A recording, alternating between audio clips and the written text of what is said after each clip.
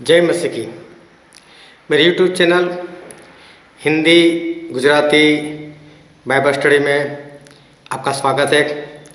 मैं स्टैनली मैकवान और इन दिनों में हम लोग प्रकाशित वाक्य की बाइबल स्टडी जो है वो हम कर रहे हैं।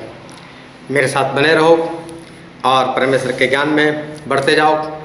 वीडियो अच्छा लगे तो उसे लाइक ज़रूर करना, शेयर ज़रूर करना, और अच्छा ना लगे तो कोई बात नहीं, डिसलाइक कर देना, किसी को शेयर भी मत करना, लेकिन वीडियो पूरा देखे बिना डिसलाइक मत करना।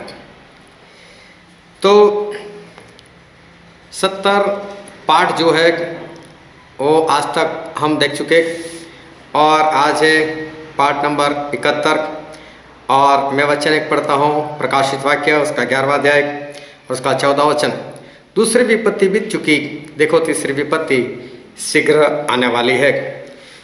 दो विपत्तियां जो है वो आज तक आ चुकी है और प्रकाशित वाक्य उसका अध्याय 6 और उसके अंदर जो 6 मुहर है वो, फिर प्रकाशित वाक्य 8वां अध्याय और 6 से लेकर 13 और वहाँ से 9वां अध्याय और 1 से लेकर 11 तक जो 5 तुरही, यहाँ तक जो विपत्तियाँ है उसको परमेश्वर ने सिर्फ पहली विपत्ति कहा। और फिर प्रकाशित वाक्य 9वां अध्याय 13 से लेकर 21 वचन और उसमें जो 6वीं तुरही है वो, और 11वां अध्याय 12 और 13 वचन जो 2 गवाह उठने के बाद की जो विपत्तियाँ है, ये है दूसरी विपत्ति। तो विपत्ति एक मतलब पहली विपत्ति मतलब एक विपत्ति नहीं है, उसमें कई सारी विपत्तियाँ हैं। उसी तरह से दूसरी विपत्ति, उसमें भी सिर्फ कोई एक विपत्ति है ऐसा नहीं है। लेकिन अब परमेश्वर का वचन कहता है कि तीसरी विपत्ति जो है वो आने वाली है। और अब हम आगे बढ़ते हैं, प्रकाशित वाक्य उसका 11वां अध्याय उसका 15 वचन। और जब 7वें दूत ने तुरही फूंकी, 2 विपत्ति खत्म, अब तीसरी विपत्ति की शुरुआत। और जब 7वें दूत ने तुरही फूंकी तो स्वर्ग से इस विषय के बड़े बड़े शब्द होने लगे कि जगत का राज्य हमारे प्रभु का और उसके मसीह का हो गया। अभी तक परमेश्वर का राज नहीं आया, लेकिन समझो उसकी तैयारी जो है वो हो चुकी है। अब कभी भी परमेश्वर अपना राज्य जो है वो इस धरती के ऊपर वो स्थापित करेंगे। फिर लिखा है 16वें वचन में, और वह युगानुयुग राज्य करेगा और 2400 प्राचीन जो परमेश्वर के सामने अपने अपने सिंहासन पर बैठे थे मुंह के बल गिरकर परमेश्वर को दंडवत करने लगे। अभी परमेश्वर का राज आने वाला है। तो जो 24 प्राचीन हम देख चुके हैं, 24 प्राचीन कौन है? तो वो सभी लोग जो है वो परमेश्वर को दंडवत करते हैं।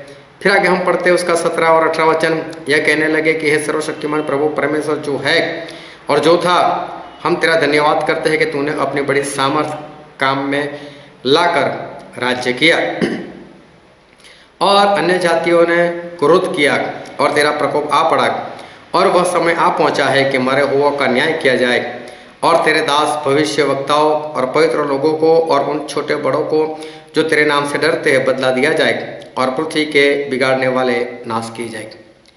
अब तीसरी विपत्ति।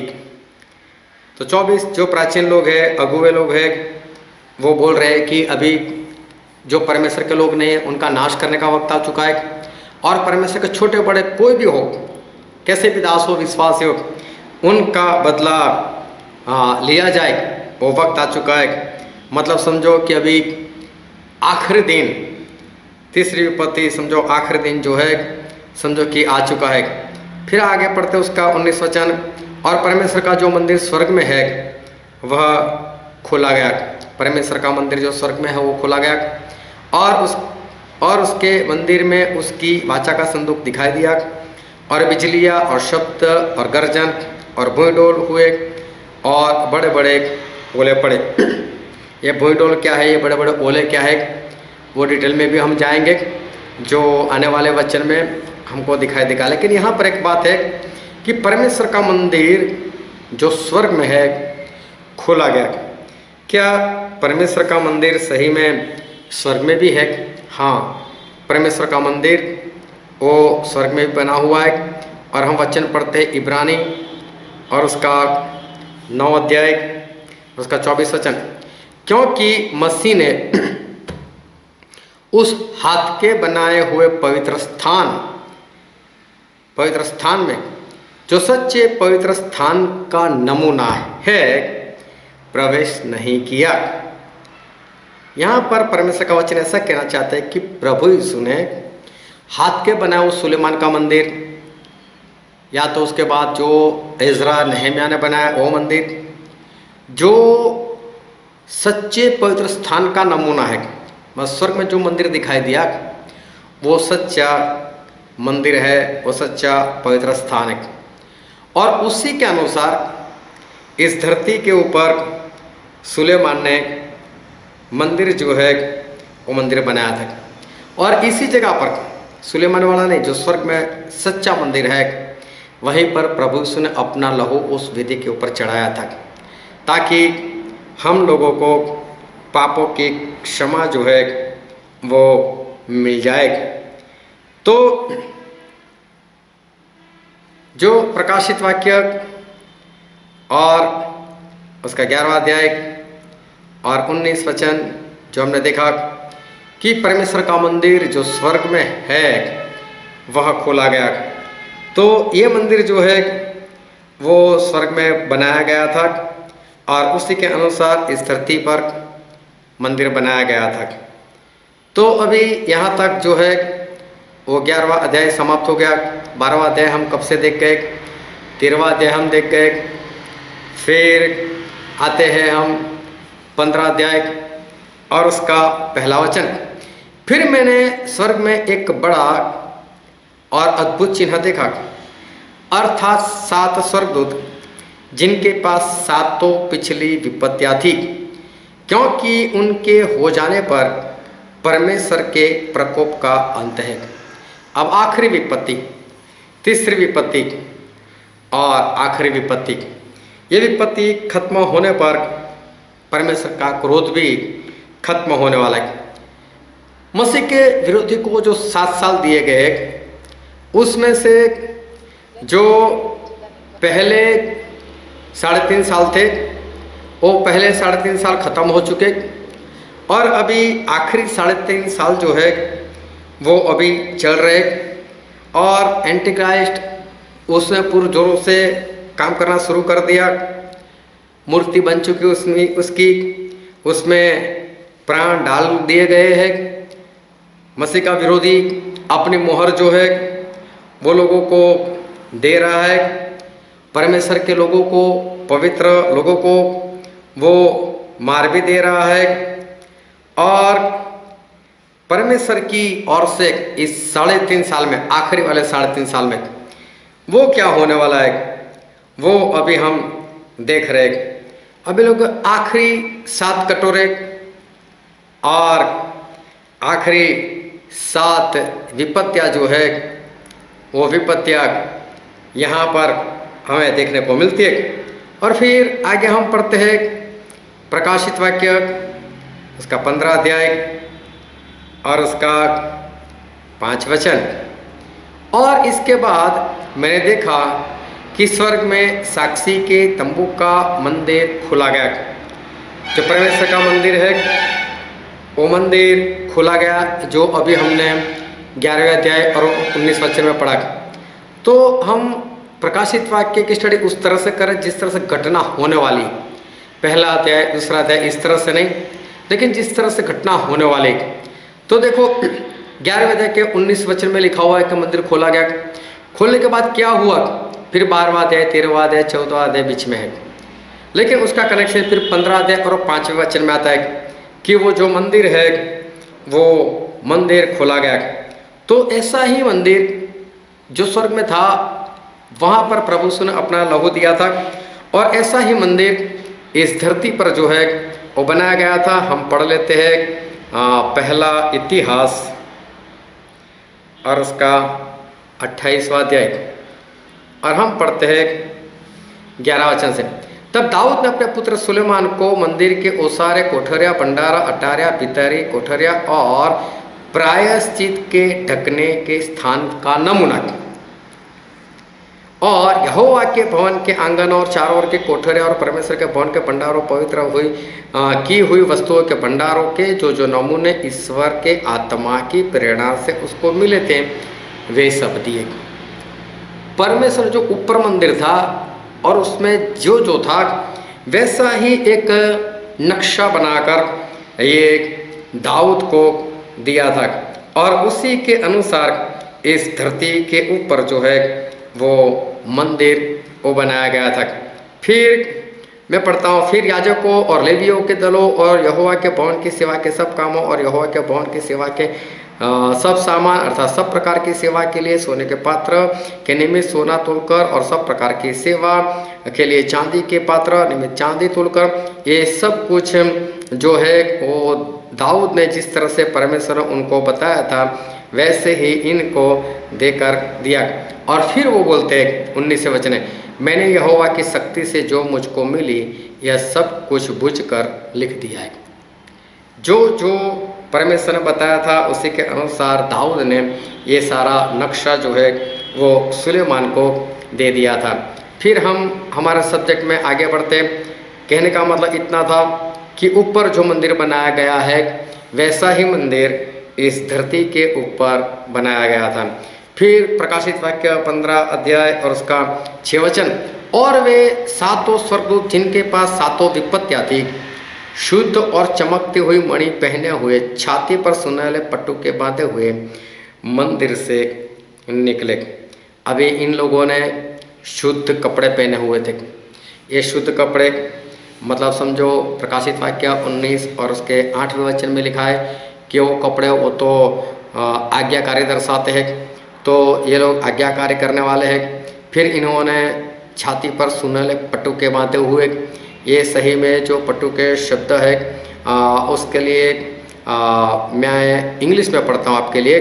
प्रकाशित वाक्य 15 का 6, and the 7 angels came out of the temple having the 7 plagues clothed in pure and white linen and having their breasts girded. Girded का जो मतलब होता है, गिर्डल्स का मतलब, तो उसका मतलब होता है कि जिलम पहनना, कवच एक होना। तो ये नया नियम जो ग्रीक लैंग्वेज में लिखा गया, तो ये बेल्ट का मतलब सही जो है वो ये निकलता है कि झिलम पहना। तो ये जो स्वर्गदूत है उन लोगों ने झिलम पहना है। ये सही में इनको पहले भी मैं बता चुका हूँ कि प्रकाशित वाक्य में जो लिखा है वो है नहीं और जो है वो लिखा नहीं, सारा कोडवर्ड।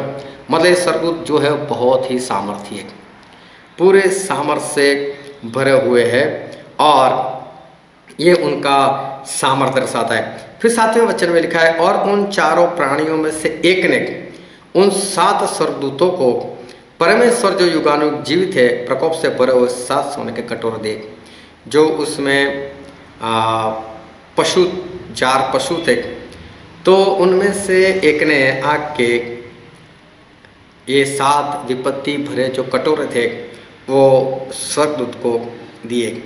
ये कोई और नहीं है लेकिन ये पहला प्राणी, ये पहला पशु, मतलब कि जो सिंह के समान दिखाई देता है, जो राजा को दर्शाता है, उसने 7 कटोरे आकर ये 7 स्वर्गदूतों को दिए। फिर आगे हम पढ़ते उसका 8वां वचन, और परमेश्वर की महिमा और उसकी सामर्थ्य के कारण मंदिर धुएं से भर गया, और जब तक उन 7 स्वर्गदूतों की 7 विपत्तियां समाप्त न हुई तब तक कोई मंदिर में न जा सका।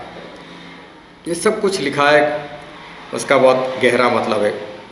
ये आखिरी 7 विपत्तियां है, और जब तक 7 विपत्तियां खत्म ना हो गए, परमेश्वर का क्रोध समाप्त ना हुआ, तब तक बाइबल में लिखा है कि कोई भी मंदिर में न जा सका।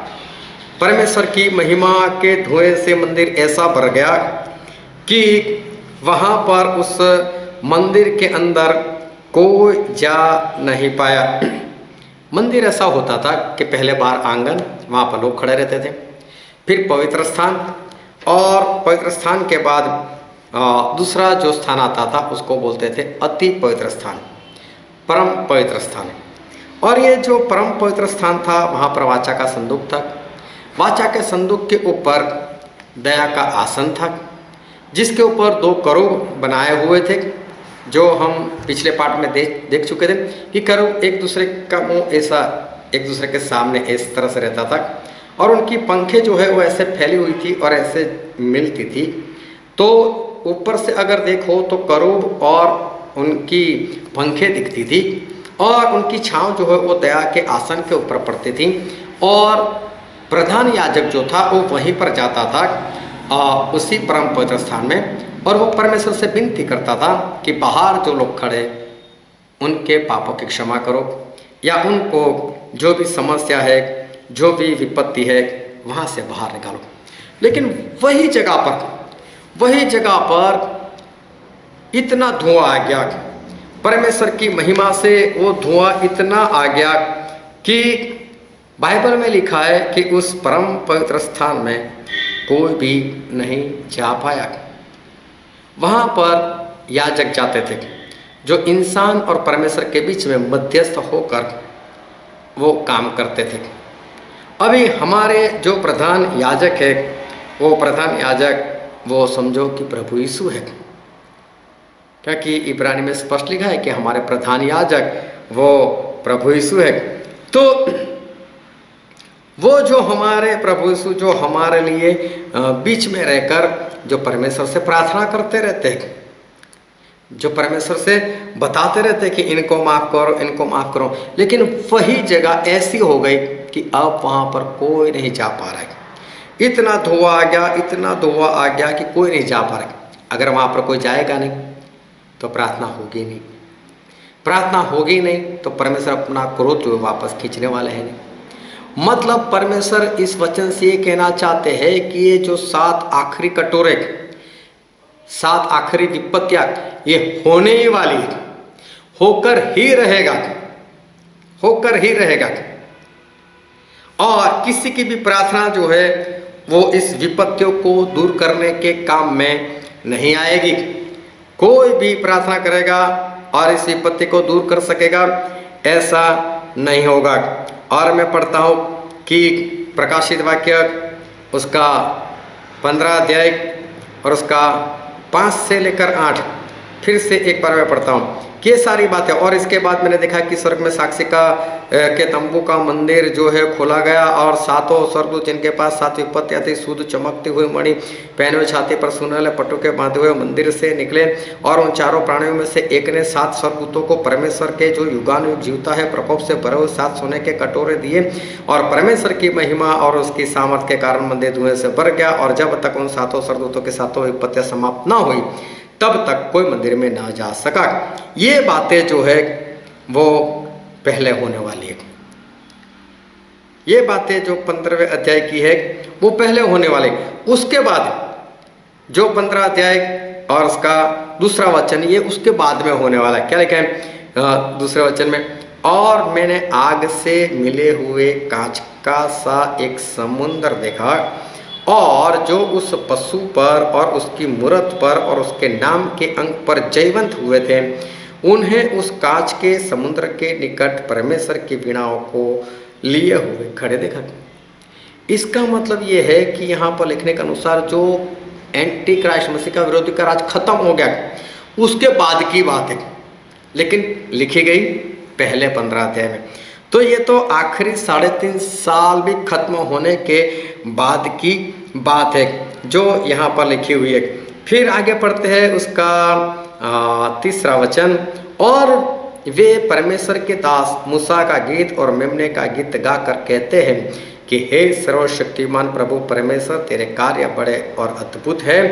हे युग युग के राजा, तेरी चाल ठीक और सच्ची। ये सभी लोग मूसा का और हमारे प्रभु यीशु का गीत जो है वो गा रहे थे। चौथे वचन में लिखा, हे प्रभु, कौन तुझसे न डरेगा और तेरे नाम की महिमा न करेगा, क्योंकि केवल तू ही पवित्र है और सारी जातियां आकर तेरे सामने दंडवत करेगी, क्योंकि तेरे न्याय के काम प्रकट हो गए हैं। देखो ये 15 अध्याय, उसमें जो पहले लिखा है वो 3.5 साल के बाद की बात है, और जो बाद में लिखा है 5 से लेकर 8 वो 3.5 साल में जो होने वाला है वो यहाँ पर लिखा हुआ है। तो यहाँ पर हमारा जो 15 अध्याय होता है वो भी खत्म होता है, और अभी ये जो 7 कटोरे और 7 आखिरी विपत्तियाँ वो सही में है क्या, जिसके साथ साथ परमेश्वर का क्रोध जो है वो समाप्त होने वाला है। और आखिरी 3.5 साल शुरू हो चुके हैं। एंटी क्राइस्ट अपनी मूर्ति बना चुका है, उसमें प्राण आ चुके हैं और लोगों को मार रहा है, परमेश्वर के लोगों को वो मार रहा है, जबरदस्ती लोगों के पास वो मूर्ति पूजा करने की बात कर रहा है, ना कर तो मार देने की बात कर रहा है। साथ साथ में वो अपनी मुहर बना चुका है, जो कोई मुहर ना ले वो लेन देन नहीं कर सकता। ये सब कुछ चल रहा है और ये सब कुछ एंटी क्राइस्ट का काम है। वो हम प्रकाशित वाक्य 13वें अध्याय में हम देख चुके। तो ये एंटी क्राइस्ट पूरे जोरों से परमेश्वर के लोगों के विरुद्ध में काम कर रहा है, और परमेश्वर के लोगों को काफ़ी परेशानी हो रही है, क्योंकि उसकी मुहर नहीं लेते तो लेन देन नहीं कर सकते, कुछ खरीद नहीं सकते, कुछ बेच नहीं सकते, जॉब नहीं कर सकते, पढ़ाई नहीं कर सकते। क्या होगा उनका? ये सब कुछ हो रहा है, लेकिन उसी वक्त हमारे परमेश्वर भी तो चुप नहीं बैठे, वो भी तो काम कर रहे। और देखो हमारे परमेश्वर जो है वो कैसे काम कर रहे। तो प्रकाशित वाक्य उसका 16वां अध्याय उसका 1 वचन, फिर मैंने मंदिर में किसी को ऊंचे शब्द से उन 7 स्वर्गदूतों से यह कहते सुना कि जाओ और परमेश्वर के प्रकोप के 7 कटोरों को पृथ्वी पर उंडेल दो।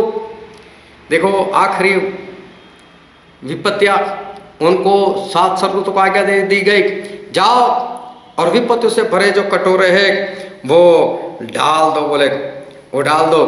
और जिससे ही हम 15 अध्याय उसके 8वें वचन में देख चुके कि मंदिर में कोई नहीं है, और मंदिर में कोई भी प्रवेश नहीं कर पाया, क्योंकि धुएं से इतना भर गया कि कोई मंदिर में नहीं जा पाया। तो फिर यहाँ पर लिखा है, फिर मैंने मंदिर में किसी को ऊंचे शब्द से उन 7 स्वर्गदूतों से यह कहते सुना कि जाओ। तो ये कौन है? जब मंदिर में कोई जा ही नहीं पा रहा है तो ये है कौन? ये कोई नहीं है, ये परमेश्वर की ओर से एक आज्ञा है, और ये परमेश्वर की आवाज़ है, और परमेश्वर बोल रहे उस परम पवित्र स्थान से कि जाओ और ये जो विपत्तियाँ है वो विपत्तियों से भरे हुए जो कटोरे हैं उन कटोरों को उंडेल दो। ये सिर्फ और सिर्फ परमेश्वर की आवाज़ है, क्योंकि मंदिर में अभी कोई भी नहीं जा पा रहा है। और फिर लिखा है उसके 2 वचन में, सो पहले ने जाकर अपना कटोरा पृथ्वी पर उंडेल दिया, और उन मनुष्य के जिन पर पशु की छाप थी, बहुत ध्यान से समझना, जिन पर पशु की छाप मतलब मसीह के विरोधी की मोहर थी, और जो उसकी मूर्ति की पूजा करते थे, जो उसकी मूर्ति की पूजा करते थे, एक प्रकार का बुरा और दुखदायी फोड़ा निकला। अगर मसीह का विरोधी काम कर रहा है और परमेश्वर के लोगों को परेशान कर रहा है, उनको जबरदस्ती से मुहर देने की बात कर रहा है, अगर नहीं लेते तो लेन देन बंद करवाता है, जॉब बंद करवाता है, उनकी पढ़ाई बंद करवाता है, सब कुछ बंद करवाता है, और उसकी मूर्ति की पूजा ना करे, उसकी आराधना ना करे तो उसको मरवा दे रहा है, ये सब काम जोरों से कर रहे। तो सोच लो विश्वासी लोग, आत्मिक लोग, डरो मत। उस वक्त हमारे परमेश्वर भी काम कर रहे हैं। तो परमेश्वर ने क्या किया, कटोरा डाल दो।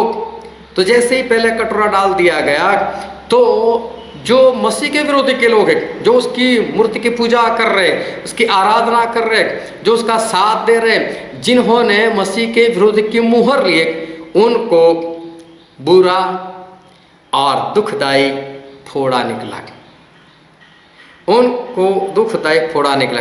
अभी जरूरत के लोगों को एक ही निकले, वो तो एक भी हो सकते हैं, 2 भी हो सकते हैं, ढेर सारे भी हो सकते हैं। देखो वो परमेश्वर के लोगों को परेशान करा तो परमेश्वर भी बैठे नहीं है, परमेश्वर भी अपना बदला जो है वो पूरे जोरों से ले रहे।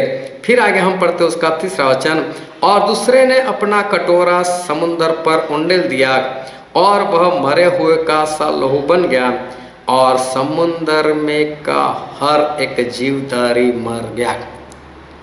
अभी सोचो, पहले 33.33% जो समुद्र का पानी था वो लहू हो गया था और 33.33% लोग मरे थे। लेकिन अब भी पूरा समुद्र लहू बन गया। हमारा जो धरती का गोला है ना, धरती का गोला, उसमें 71.28%, 71.28% वो समुद्र है। अभी सोचो कि इतना बड़ा समुद्र और सारा समुद्र का पानी लहू बन गया और उसके अंदर जितने भी जीव जंतु थे वो सारे जीवधारी जो है वो सारे जीवधारी मर गए। अब मर गए तो इनकी डेड बॉडी सब ऊपर पानी के ऊपर तैरती होगी। बड़ी बड़ी मछली होगी, मगरमच्छ होंगे, सांप होंगे, केकड़े होंगे, और भी मालूम नहीं समुद्र में कितने जीव जंतु रहते, वो सारे की बॉडी डेड बॉडी ऊपर आ गई होगी। अभी सोचो हम तो सिर्फ 28 पॉइंट समथिंग पॉइंट में रहते, इतने % में रहते, तो चारों ओर से इसकी बदबू कितनी आएगी। सोचो कितनी बदबू जो है वो बदबू आएगी। लोग कितने परेशान हो जाएंगे कि हम करें तो क्या करें, पूरा समुद्र लहू, कितनी भयानक सी बात। लेकिन परेशान कौन होगा मालूम? जिनके पास परमेश्वर की मुहर, पवित्र आत्मा की मुहर नहीं है, सिर्फ वही लोग परेशान होंगे और बाकी के लोग नहीं। फिर लिखा है उसका चौथा वचन, और तीसरे ने अपना कटोरा नदियों और पानी के सोतों पर उंडेल दिया और वे लहू बन गए। पहले 33.33% ये पीने का पानी लहू बन गया था। अभी 100% पूरी दुनिया के अंदर जितने भी झरने हैं, जितने भी सोते हैं, वो सारा का सारा पीने वाला पानी जो है वो लहू बन गया। कुएं का पानी लहू बन जाएगा, आपके घर में बोर है तो उसका पानी लहू बन जाएगा। लेकिन किनका पानी? जो एंटी क्राइस्ट मसीह के विरोधी की मुहर लेकर बैठे हैं, सिर्फ वहीं पर ऐसा होगा। जो परमेश्वर के लोग हैं उनके घर में सही पानी आएगा। अगर कॉरपोरेशन से आता है तो भी सही पानी आएगा। लेकिन साथ साथ में मैं एक बात बता दूं आपको कि अगर आपके घर में सारे के सारे उनके पास परमेश्वर की मुहर नहीं, समझो आपके पिताजी के पास नहीं, आपके पास है, अगर आप अपने नल से पानी लेते हो तो आपके लिए पानी निकलता है। जब आपके पिताजी लेंगे जिनके पास शैतान की मुहर है तो उनके लिए लहू निकलेगा।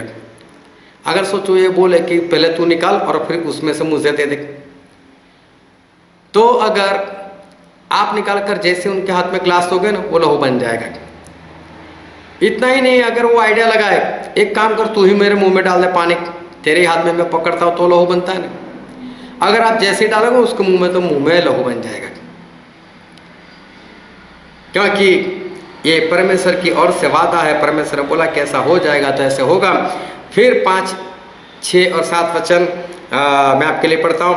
और मैंने पानी के स्वर्गदूत को यह कहते हुए सुना कि हे पवित्र जो है जो था, तू न्यायी है और तूने यह न्याय किया, क्योंकि उन्होंने पवित्र लोगों और भविष्यवक्ताओं का लहू बहाया था और तूने उन्हें लहू पिलाया, क्योंकि वे इसी योग्य है। फिर मैंने वेदी से यह शब्द सुना कि हाँ, सर्वशक्तिमान प्रभु परमेश्वर तेरे निर्णय ठीक और सच्चे हैं। जितने जितने लोग परमेश्वर के दास का विरोध करते हैं, उनकी गलत बातें करते हैं, ऐसे लोग भी इसमें आ गए। ये सभी लोग जो है वो बहुत ही ज़्यादा वो परेशान हो गए। अगर मसीह का विरोधी लोगों को परेशान कर रहा है तो परमेश्वर मसीह के विरोधी और उसके लोगों को भी परेशान कर रहे हैं। फिर आगे हम पढ़ते हैं उसका 8वां वचन, और चौथे ने अपना कटोरा सूर्य पर उंडेल दिया और उसे मनुष्यों को आग से झुलसा देने का अधिकार दिया गया। अभी उस सूरज के ऊपर कटोरा उंडेल दिया और सूरज इतना गर्म हो गया, इतना गर्म हो गया, लोग झुलस गए और गर्मी इतनी बढ़ गई। लेकिन फिर से याद दिलाता हूँ, ये सिर्फ उन लोगों के लिए है जिन्होंने पवित्र आत्मा की मुहर नहीं ली, जिन्होंने उस मसीह के विरोधी की मुहर ली। उन लोगों की हालत ऐसी हो जाएगी। फिर से बताता हूँ, अगर आपके घर में अगर एक भी परमेश्वर का जन नहीं है, अगर एक नहीं है, तो समझो उसको बहुत गर्मी लगेगी। आपके एसी काम नहीं करेंगे, पंखा काम नहीं करेगा, कूलर काम नहीं करेगा। लेकिन वहीं पर अगर आपके अंदर पवित्र आत्मा है और आपके पास पवित्र आत्मा की मुहर है, परमेश्वर की मुहर है, आपको ठंड लगेगी, आपको गर्मी नहीं लगेगी। लेकिन सोचो आपके घर का कोई इंसान तड़प रहा है और आप ये सब कुछ देख रहे हो, कैसा होगा। और फिर हम आगे पढ़ते हैं उसका 9 वचन, और मनुष्य बड़ी तपन से झुलस गए और परमेश्वर के नाम की जिसे इन विपत्तियों पर अधिकार है निंदा की और उसकी महिमा करने के लिए मन न फिराए। फिर भी इन लोगों ने पश्चाताप जो करना चाहिए वो पश्चाताप नहीं किया, लेकिन इन लोगों ने बस परमेश्वर की निंदा की। फिर 11वें वचन में भी लिखा है, और अपनी पीड़ाओं और फोड़ों के कारण स्वर्ग के परमेश्वर की निंदा की और अपने अपने कामों से मन ना फिराए। ये लोग मन नहीं फिराते। इसका कारण है कि प्रेरितों के काम में ऐसा लिखा है, प्रेरितों के काम उसका 11वां अध्याय और उसका 18वां वचन। यह सुनकर वे चुप रहे और परमेश्वर की बड़ाई कर कर कहने लगे, तब तो परमेश्वर ने अन्य जातियों को भी जीवन के लिए मन फिराव का दान दिया है। ये मन फिराने का जो दान है वो तो परमेश्वर की ओर से है, लेकिन अभी पवित्र आत्मा का जो काम है वो पूर्ण रीति से वो रुका हुआ है। अभी नए लोगों को पवित्र आत्मा नहीं दिए जा रहे, किसी को मन फिराने का मन नहीं होता, क्योंकि पवित्र आत्मा का काम जो है वो समझो खत्म हो चुका है। फिर हम पढ़ते हैं प्रकाशित वाक्य 16 उसका 10 वचन, और 5वें ने अपना कटोरा उस पशु के सिंहासन पर उंडेल दिया और उसके राज्य पर अंधेरा छा गया और लोग पीड़ा के मारे अपनी अपनी जीभ चबाने लगे। एंटी क्राइस्ट का राज इजराइल से चल रहा है, लेकिन चल रहा है पूरी दुनिया में। उसके राज्य में अंधेरा छा गया, मतलब समझो पूरी धरती के ऊपर अंधेरा छा गया।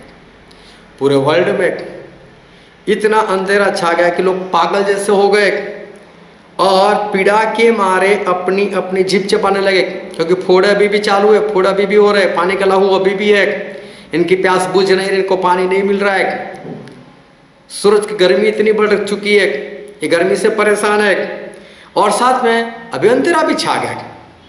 ये सब कुछ एक के बाद और साथ में हो रहा है सब। ऐसा नहीं कि पहली विपत्ति आई और दूसरी विपत्ति आने के साथ पहली विपत्ति चली गई। ये सारी विपत्तियां एक साथ जो है चल रही है, और एंटी क्राइस्ट मसीह के विरोधी का राज पूरे वर्ल्ड में फैला हुआ है। और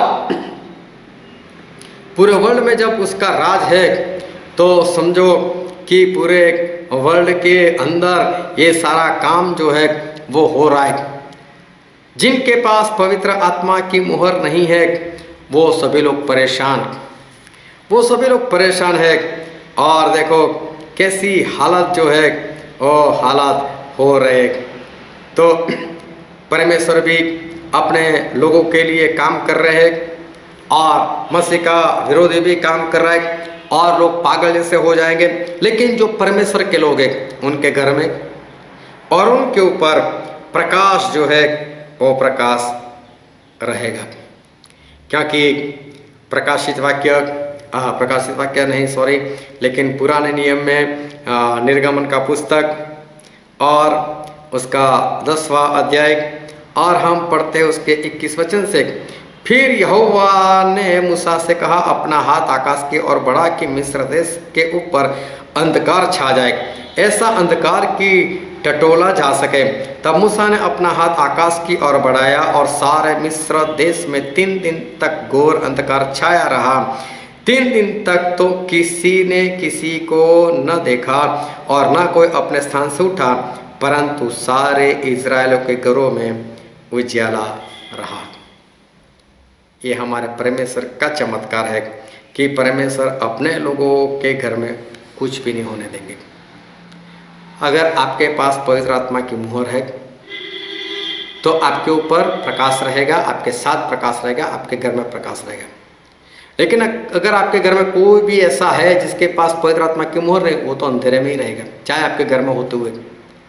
हमारे परमेश्वर सर्वशक्तिमान, वो कहते हैं कि मैं भले और बुरे दोनों के ऊपर अपना सूरज उगाता हूँ। लेकिन इस वक्त परमेश्वर ऐसा नहीं होने देंगे। वो सर्वशक्तिमान है, वैसा कर सकते हैं कि एक ही जगह पर 2 इंसान हो और एक के ऊपर पूरा अंधेरा छाया हो, दूसरे के ऊपर प्रकाश छाया हो। और ऐसी हालत जो है वो इस वक्त जो है वो हो जाएगी। और फिर मैं 11 वचन पढ़ता हूँ, प्रकाशित वाक्य उसका 16 का 11।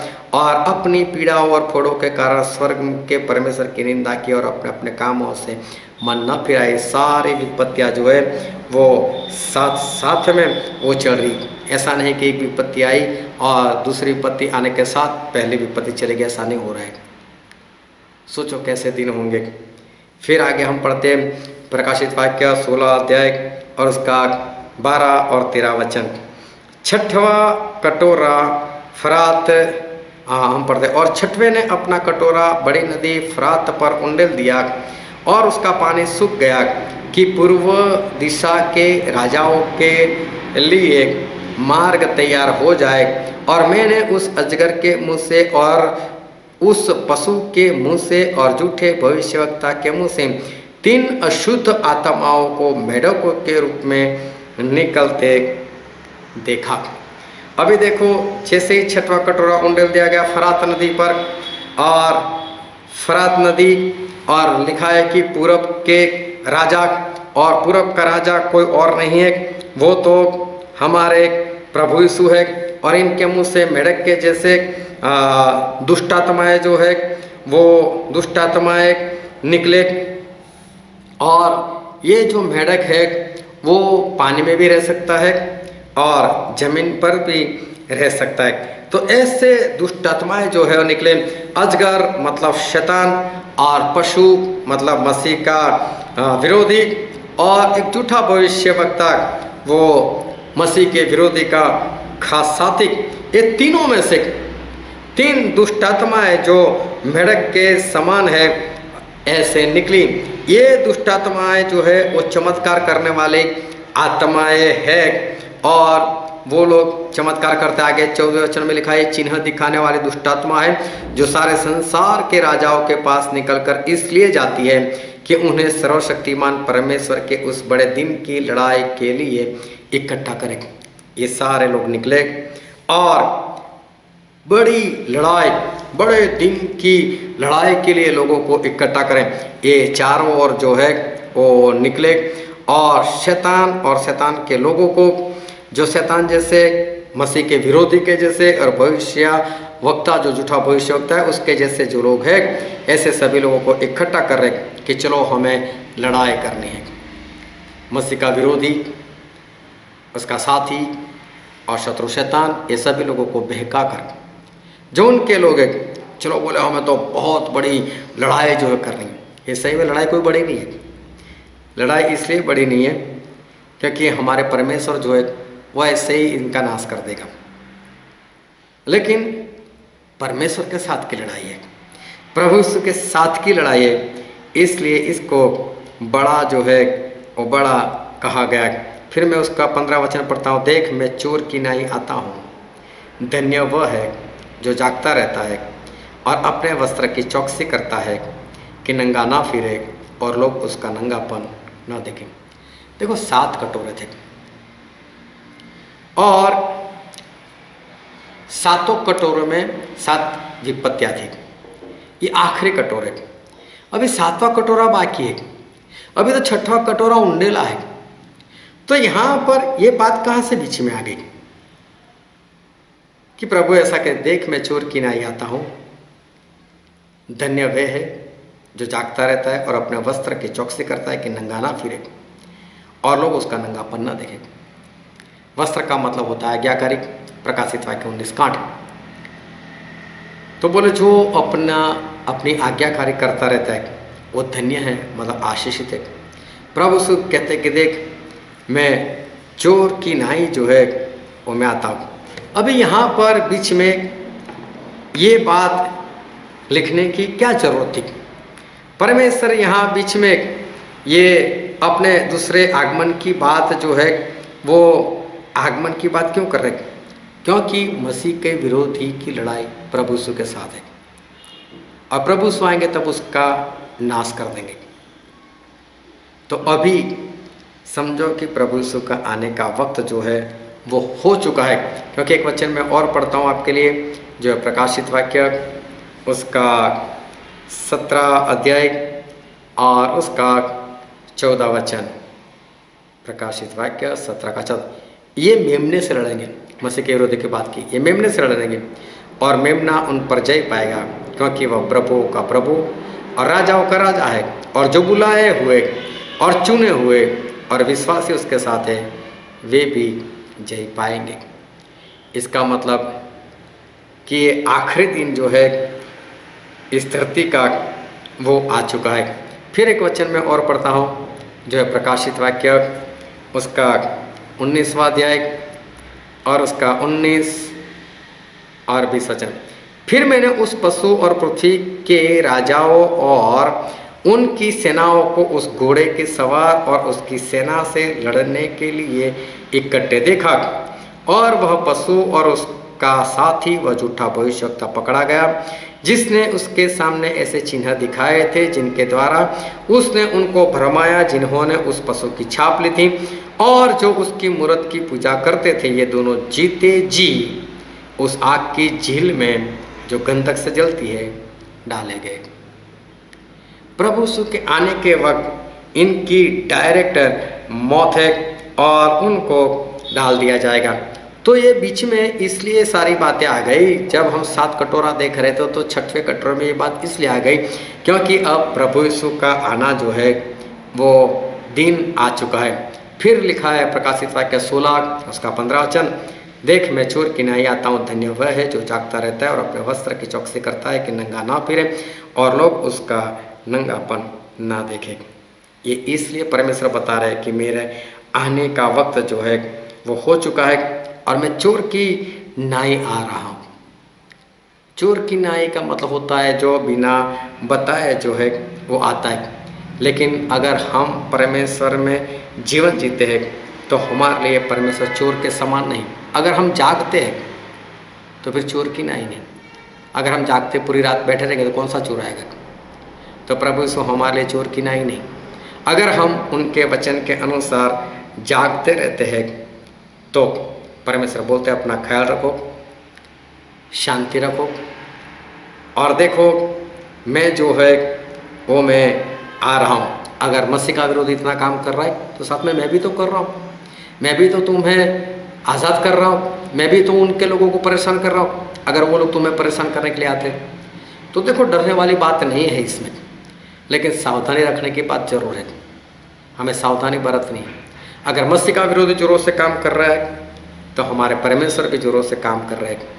अगर वो परमेश्वर के लोगों को परेशान कर रहा है तो हमारे परमेश्वर जो है वो भी उनके लोगों को परेशान कर रहे हैं। उनको फोड़े निकल रहे हैं, उनके राज्य में अंधेरा छा जाता है। ये सब कुछ भी परमेश्वर हमारे लिए कर रहे हैं। फिर दूसरा थिस्सलुनीकी उसका 2 अध्याय और उसका 8 वचन में लिखा है, तब वह अधर्मी प्रकट होगा जिसे प्रभु यीशु अपने मुंह की फूंक से मार डालेगा और अपने आगमन के तेज से भस्म करेगा।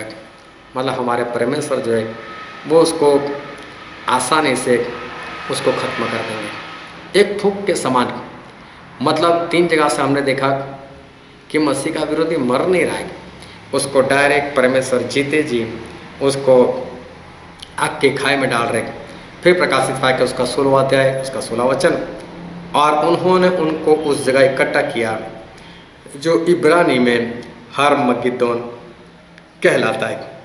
इब्रानी में हर्मगिद्दोन और इंग्लिश में आर्मागेडन। कई लोग ये समझते हैं कि ये विश्व युद्ध है, तीसरा विश्व युद्ध। लेकिन हमने ये सब कुछ देखा कि मसीह का विरोधी शैतान और झूठा भविष्यवक्ता वो चारों ओर की प्रजा को एक साथ कर रहा है, जो उनके लोग हैं, और वो सारे मिलकर प्रभु यीशु के विरोध में आ रहे लड़ाई करने के लिए, और प्रभु यीशु वहाँ से आ रहे। तो कई लोग बोलते हैं तीसरा विश्व युद्ध, सोचो वो तो होने वाला ही नहीं है, अभी ये आखिरी युद्ध। ये लोग क्या प्रभु यीशु को मिसाइल से मारने का प्रयत्न करेंगे? लेकिन हमारे परमेश्वर कैसे? सिर्फ फूंक से उनको मार देंगे, सिर्फ एक फूंक मारेंगे और ये सभी लोग जो है वो खत्म हो जाएंगे, क्योंकि हमारे प्रभु यीशु जो है वो राजाओं के राजा है, प्रभु के प्रभु। शैतान चाहे कितना भी बड़ा हो, एंटी क्राइस्ट चाहे कितना भी ताकतवर हो, लेकिन हमारे प्रभु यीशु ऐसे पकड़ सकते उसको, एक अंगूठा और उंगली से ऐसे उठा सकते हैं और उसको डाल देंगे उस आग की झील में। और ये जो हर्मगिदोन जो नाम है उसका मतलब होता है कुछ स्पष्ट करके अनिश्चितता को दूर करना। आज तक कई लोगों को प्रश्न हो रहे कि प्रभु यीशु क्या कर रहे हैं, शैतान को मार क्यों नहीं रहे, परमेश्वर ऐसा क्यों होने दे रहे, क्या सही में परमेश्वर में शक्ति भी है या नहीं। कई लोग तो यहाँ तक बात कर लेते हैं कि शैतान ज़्यादा ताकतवर है। ये सारी अनिश्चितता जो है वो यहाँ पर परमेश्वर खत्म कर देंगे, क्योंकि हर्मगिदोन का मतलब यही होता है कि कुछ स्पष्ट करके अनिश्चितता को दूर कर देना। अब परमेश्वर जाहिर कर देंगे कि मेरे सिवा और कोई भी राजा नहीं है, मैं ही राजाओं का राजा हूँ, मैं ही प्रभु का प्रभु। ये है छठवां कटोरा। और उसके बाद प्रकाशित वाक्य उसका 16वां अध्याय 17वां वचन, और सातवें ने अपना कटोरा हवा पर उंडेल दिया और मंदिर के सिंहासन से यह बड़ा शब्द हुआ कि समाप्त हुआ। जैसे सातवां कटोरा वातावरण में उंडेल दिया, और वैसे ही एक आवाज़ आई, और कहाँ से आवाज़ आई? मंदिर के सिंहासन से। और देखो मंदिर के सिंहासन में कोई नहीं जा पा रहा था, वहाँ पर इतना धुआं छा गया, जब तक ये सारी विपत्तियाँ खत्म ना हो गई कोई नहीं जा पाए। और 7 विपत्तियाँ जो है वो होकर ही रही, और आवाज़ आई उस सिंहासन से कि दी एंड, समाप्त, सब कुछ समाप्त हो गया। फिर 18 वचन में लिखा है, और बिजलियाँ, शब्द, गर्जन हुए, और एक बड़ा भूइंडोल, इतना बड़ा धरतीकंप हुआ कि जब से मनुष्य की उत्पत्ति पृथ्वी पर हुई तब से ऐसा बड़ा भूइंडोल धरतीकंप ना हुआ था। एक बड़ा सा धरतीकंप, आखिरी और बहुत ही बड़ा। कितना बड़ा? आगे हम पढ़ते हैं उसका 19 वचन, और उस बड़े नगर के 3 टुकड़े हो गए। पहले बड़ा नगर था अमेरिका, वो तो ख़त्म हो चुका है। अभी ये जो बड़ा नगर है वो कौन सा है? ये है यरूशलेम। उसके 3 टुकड़े हो गए, और जाति जाति के नगर गिर पड़े, और बड़ा बाबुल का स्मरण परमेश्वर के यहाँ हुआ। लोग उसको याद करने लगे, अमेरिका को, कि उसका भी नाश कैसा हुआ था, कि वह अपने क्रोध की जलाहट की मदिरा उससे पिला है। किस तरह से अमेरिका का नाश हो गया था, आज उसी तरह से धरती पर नाश हो रहा है, और हर एक टापू अपनी जगह से टल गया। जितने भी टापू हैं जो पानी के बीच में होते हैं ना, वो सारे के सारे टल गए। पहाड़ों का पता न चला, पहाड़ भी गायब हो गए, सब कुछ सीधा सा हो गया, और सारे पहाड़ जो है वो खत्म हो गए। और आकाश से मनुष्य पर मन भर के बड़े ओले गिरे। मन भर, मन का मतलब होता है गुजराती में 20 किलो, लेकिन और लैंग्वेज में होते 40 किलो। तो सोचो कि 20 से लेकर 40 किलो तक के ओले जो है वो धरती पर गिरे। अगर ऐसे ओले गिरेंगे तो सोचो आपकी हालत जो है वो क्या हो सकती है। आपकी छत चाहे कितनी भी मजबूत हो, लेकिन क्या होगा उसका। और फिर आखिरी वचन लिखा है उसका 21 वचन, और आकाश से मनुष्यों पर मन मन भर के बड़े ओले गिरे, और इसलिए कि यह विपत्ति बहुत ही भारी थी, लोगों ने ओलों की विपत्ति के कारण परमेश्वर की निंदा की। अभी भी कोई पश्चाताप नहीं कर रहा, क्योंकि पवित्र आत्मा का काम अब नए सिरे से किसी में भी नहीं हो रहा है। देखो आखिरी 3.5 साल जो थे वो कैसे थे। एंटी क्राइस्ट पूरे जोरों से काम कर रहा था, परमेश्वर के लोगों को परेशान कर रहा था। मेरे मुहर्रों पर ना लेन देन बंद, जॉब बंद, पढ़ाई बंद, मेरी मूर्ति की पूजा करो, नहीं करोगे तो मार दिए जाओगे। ये सब कुछ हो रहा है। तो मेरे परमेश्वर भी कौन से उनको काम करने दे रहे हैं। मेरे परमेश्वर भी उन 3.5 सालों में जोरों से काम कर रहे हैं। उन्होंने भी 7 कटोरे उंडेले दिए, अंधकार छा गया, फोड़े निकल आए उन लोगों को, उनका पानी लहू बन गया।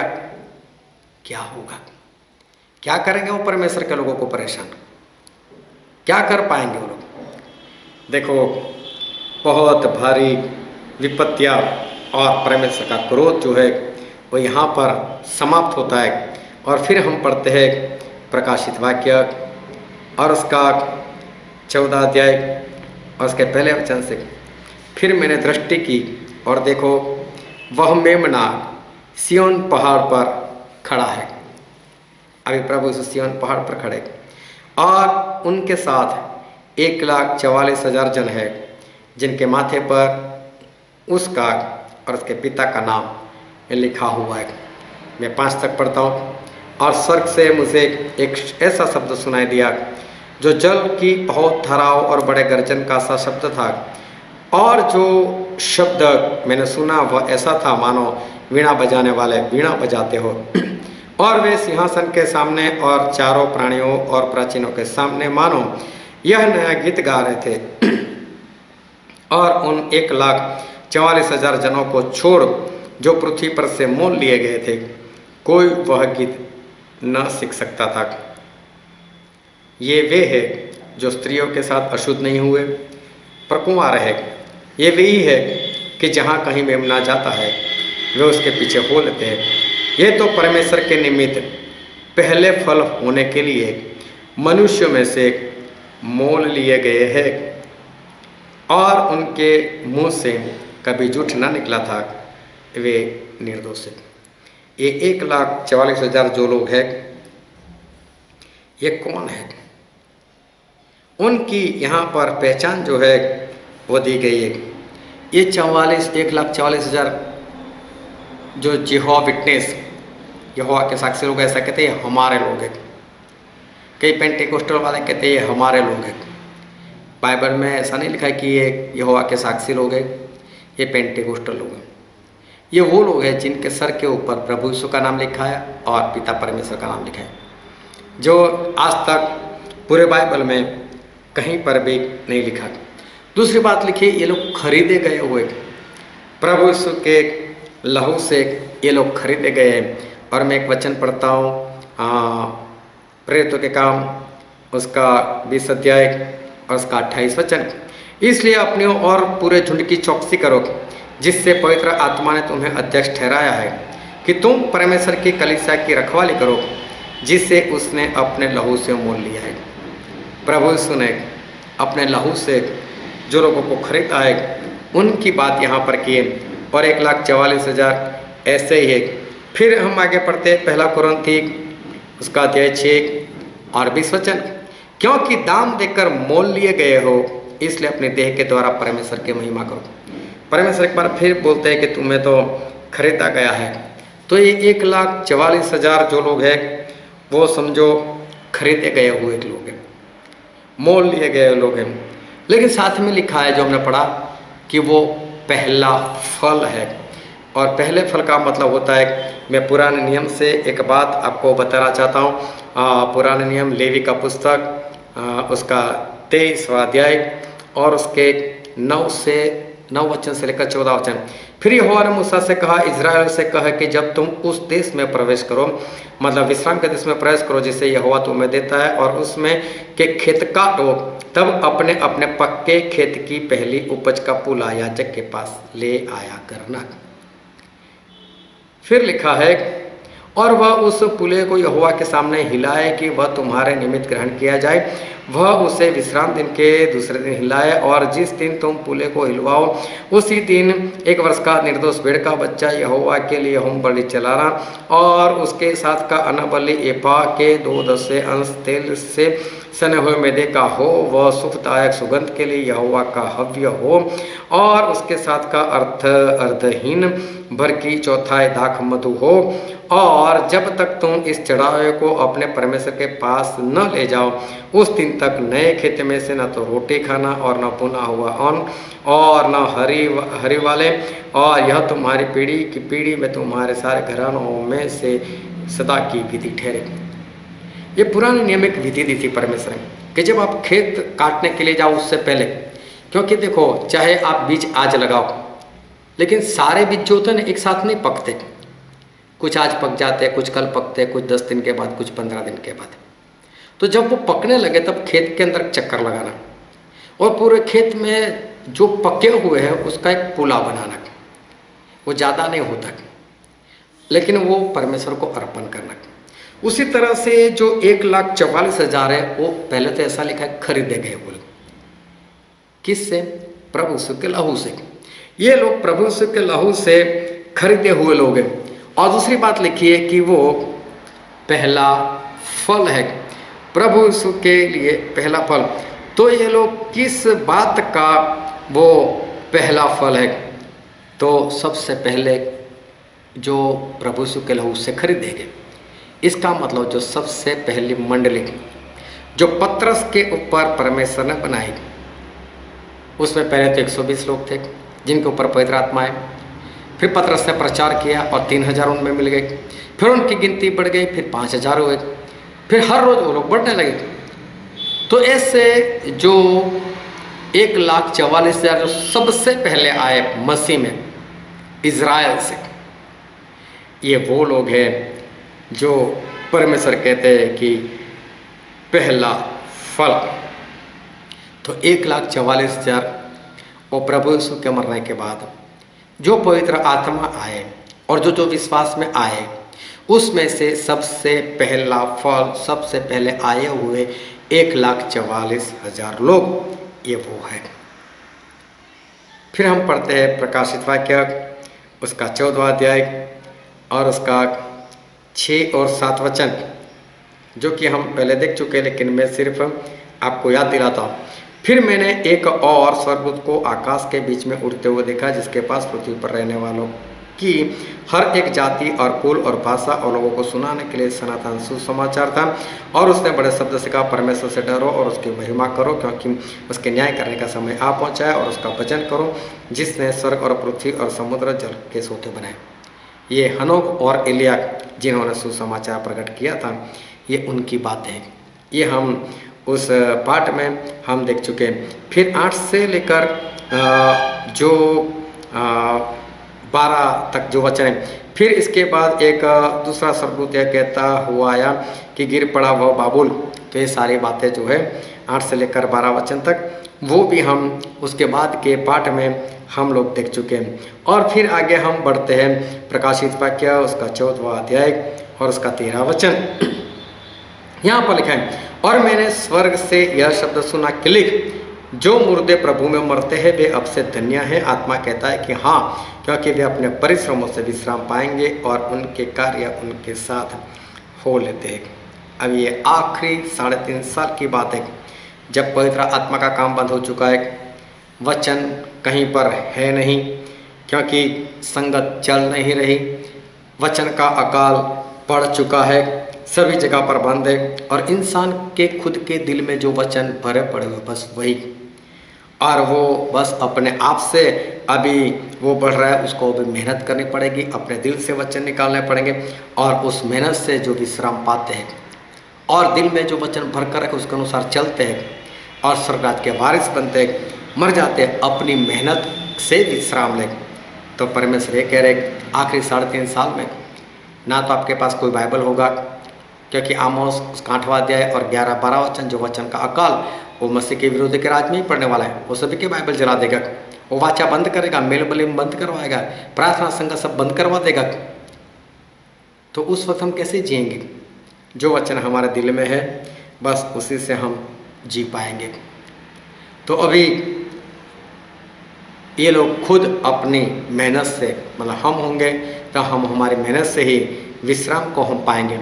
फिर 14 अध्याय और उसका 14 वचन, और मैंने दृष्टि की और देखो एक उजला बादल है और उस बादल पर मनुष्य के पुत्र सरीखा कोई बैठा है, जिसके सिर पर सोने का मुकुट और हाथ में चोखा हंसुआ है। ये हमारे प्रभु यीशु है, और प्रभु यीशु के पास एक दांती है जो कटाई करने के लिए हंसुआ जो लिखा है वो उनके पास है, जो पूरा तेज किया हुआ है। फिर आगे हम पढ़ते उसका 15 वचन, फिर एक और स्वर्गदूत ने मंदिर में से निकलकर उससे जो बादल पर बैठा था बड़े शब्द से पुकार कर कहा कि अपना हंसुआ लगाकर लवने कर, क्योंकि लवने का समय आ पहुंचा है, इसलिए कि पृथ्वी की खेती पक चुकी है।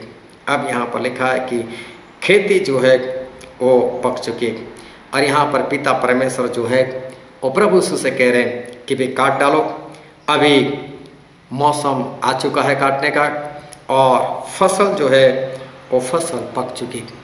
आज तक फसल जो है ना वो पक नहीं चुकी थी, क्योंकि मत्ती और उसका 13वां अध्याय और उसका 39 वचन वहाँ पर ऐसा लिखा है, जिस बेरी ने उनको बोया वह शैतान है, कटनी जगत का अंत है और काटने वाले स्वर्गदूत है।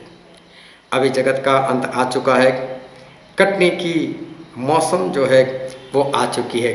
लेकिन हम पढ़ते हैं लूका उसका 10 अध्याय और उसका 2 वचन, और उसने उनसे कहा फसल बहुत है परंतु मजदूर थोड़े हैं। उस वक्त फसल बहुत थी, पकी हुई नहीं थी।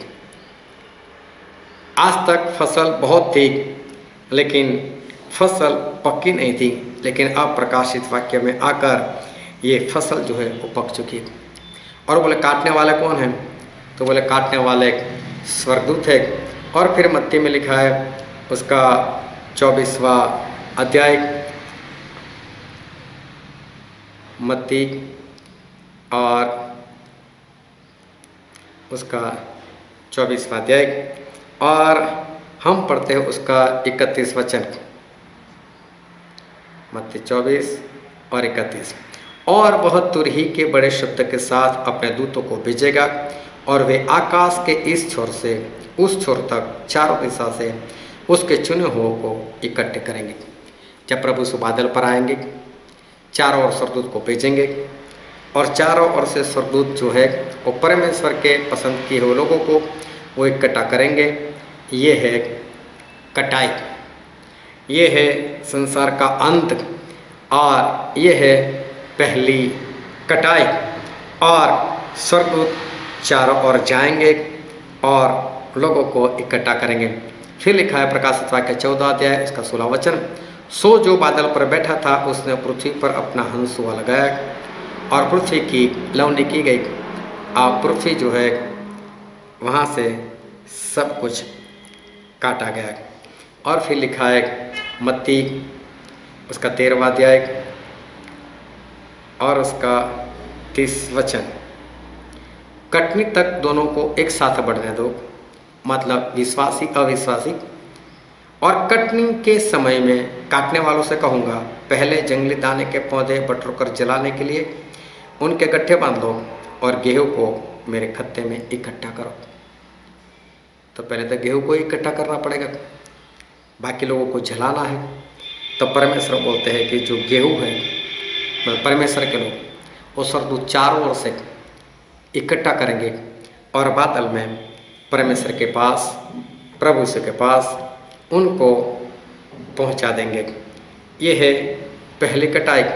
फिर आगे पढ़ते हैं प्रकाशित वाक्य उसका 14 अध्याय और उसका 17 वचन, फिर एक और स्वर्गदूत उस मंदिर में से निकला जो स्वर्ग में है, और उसके पास भी चोखा हंस हुआ है। फिर एक और स्वर्गदूत जिस आग पर अधिकार था वेदी में से निकला और जिसके पास चोखा हंस हुआ था, उससे ऊंचे शब्द से कहा, अपना चोखा हंसुआ लगाकर पृथ्वी की दाखलता के गुच्छे काट ले, क्योंकि उसकी दाख पक चुकी है। और मैं पढ़ता हूँ 20 तक। और उस स्वर्गदूत ने पृथ्वी पर अपना हंसुआ डाला और पृथ्वी की दाखलता का फल काटकर अपने परमेश्वर के प्रकोप के उस बड़े रस के कुंड में डाल दिया, और नगर के बाहर उस रस के कुंड में दाग रौंदे गए, और रस कुंड में से इतना लहू निकला कि घोड़ों के लगामों तक पहुंचा और 100 कोस तक बह गया। देखो, पहले कटाई हुई वो परमेश्वर के लोग, उनको भी अंगूर कहा गया, लेकिन ये अंगूर परमेश्वर के राज में गए। उसके बाद दूसरी कटाई हुई जो परमेश्वर के लोग नहीं थे, उनको भी काट दिया गया, दाखलता के साथ, अंगूर के साथ उनकी तुलना की। और उस वक्त एक बड़ी टंकी बनाते थे, उस टंकी के अंदर अंगूर को डालते थे, और इंसान क्या करता था, अपने पैर धोकर उसमें कूद पड़ता था और पैरों से उस अंगूर को रौंदता था ऐसे। उस वक्त मिक्सर नहीं थे, मिक्सर मशीन नहीं होती थी। फिर नीचे एक टंकी में जिस तरह से पानी निकालने की जगह होती है, वैसे उसमें भी जगह होती थी, और वहाँ से वो रस निकलता था अंगूर का, और दाख रस उस लोग मशक में भरते थे। लेकिन यहाँ पर अंगूर वो अंगूर नहीं है। प्रकाशित वाक्य में जो लिखा हुआ दिखता नहीं है, जो दिखता है वो लिखा नहीं। ये दुष्ट लोग हैं। अभी उनको बोले कुंड में डाल दिया गया, उनको भी पैरों से रौंदा गया, खून निकला, तकरीबन 300 किलोमीटर दूर तक गया खून। और 300 किलोमीटर जो घोड़ा होता है उसकी लगाम वो तो यहाँ पर मुंह में बांधी हुई थी। घोड़ा कितना ऊंचा होता है, देखो वहाँ तक लहू था। नाश में जाने वाले कितने लोग हैं, कितने लोग हैं जो नाश में जाएंगे, कितने लोग जो है वो परमेश्वर के राज से दूर हो जाएंगे। सोचो कैसा वो दिन जो है वो होगा। धरती की तकरीबन सारी विपत्तियाँ जो है वो यहाँ पर ख़त्म हो गई। प्रभु यीशु का बस आगमन जो है, दूसरा आगमन, बस सिर्फ अभी वही थोड़ा कुछ बाकी है। और अब तक हमने जितना भी देखा उसमें प्रकाशित वाक्य उसके पहले अध्याय से लेकर 18 अध्याय तक आज तक सब कुछ खत्म हो गया। ये पाठ नंबर 71 पाठ तक प्रकाशित वाक्य के 1 से लेकर 18 अध्याय पूर्ण रीति से खत्म हो गया। आप सारे पाठों को देखना और देखना कि कहीं कुछ बाकी तो नहीं रह गया, लेकिन कहीं पर भी कुछ भी बाकी नहीं रह गया है। सब कुछ यहाँ तक खत्म हो गए।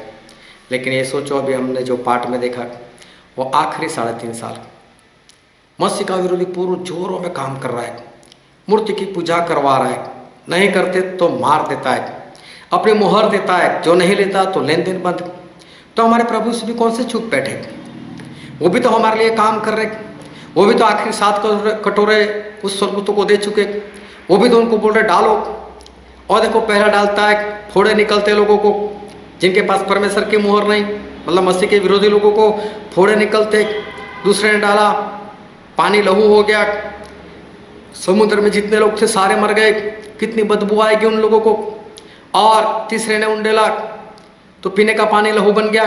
सोचो लोगों की हालत कैसे हो जाएगी, पीने का पानी नहीं मिलेगा। चौथे ने उंडेला, अंधकार छा गया। इस तरह से एक के बाद वो लोग भी तो परेशान हो रहे विपत्तियों से। क्या वो हमको परेशान करने के लिए आएंगे? डरने वाली बात नहीं है, लेकिन ध्यान में रखने वाली बात है। लेकिन ये सब कुछ हमारे आसपास होता होगा। अगर हम परमेश्वर के लोग हैं तो उस वक्त पहचान लिए जाएंगे। लेकिन मैं बोलता हूँ पहचान अभी रखो। परमेश्वर ने फिरौन को बोला था, फिरौन तेरे लोग और मेरे लोग में मैं भेद रखूँगा। तेरे लोग परेशान होंगे, मेरे लोग नहीं होंगे।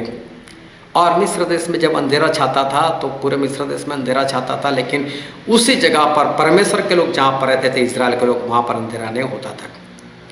मिस्री लोग जो रहते थे उनके घर में पीने का पानी लहू बन जाता था, लेकिन परमेश्वर के लोग उसी जगह पर रहते थे, लेकिन उनके घर में पीने का पानी अच्छा आता था, वो पानी रहता था। इनको फोड़े निकलते थे लेकिन परमेश्वर के लोगों को नहीं।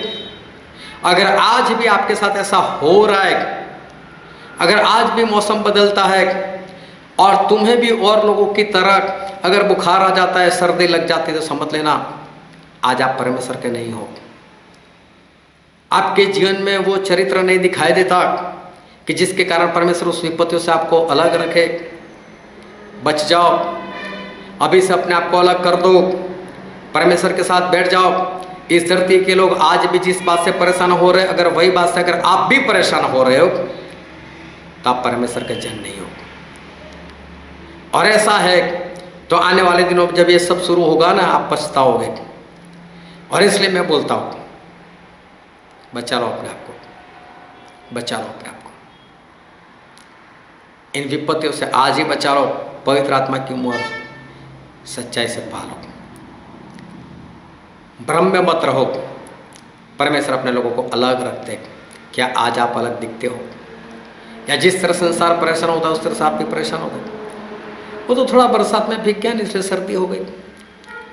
तो क्या बरसात में भीगने से सर्दी होती है? ऐसा बाइबल में लिखा है। और फिर ठंड लग गई इसके लिए ऐसा हुआ है? क्या ऐसा बाइबल में लिखा है? परमेश्वर को लोग अलग दिखने चाहिए। आज ही से अलग हो और परमेश्वर के राज्य के वारिस बन जाओ। परमेश्वर आपको आशीष दे। आमीन।